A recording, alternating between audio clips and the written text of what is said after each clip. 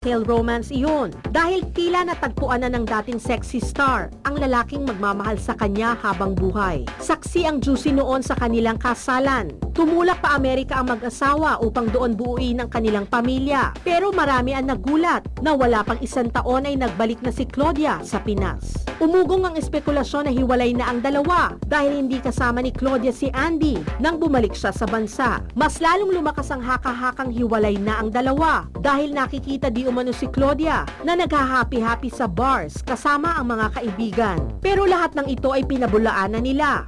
Of course not. What are you talking about? I don't know what showbiz, so... In-explain ko naman sa kanya, sabi ko, umuwi lang ako dito, na-intriga ako ng ganito. Sabi lang niya sa akin, huwag mo silang intindihin. Importante, hindi totoo, sabi niya sa akin. Why? Ang totoo nga, gusto na nila magka-baby ngayon. Yes, absolutely. Hindi namin agad na plano sa umpisa pa lang.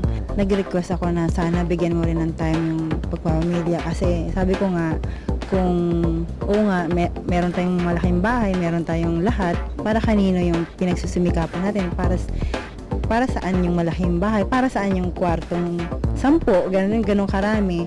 Mga ka-freshness, are you happy for Claudia and Andy?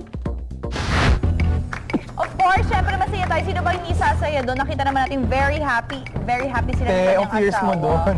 Happy in Ang bongga love. mo doon.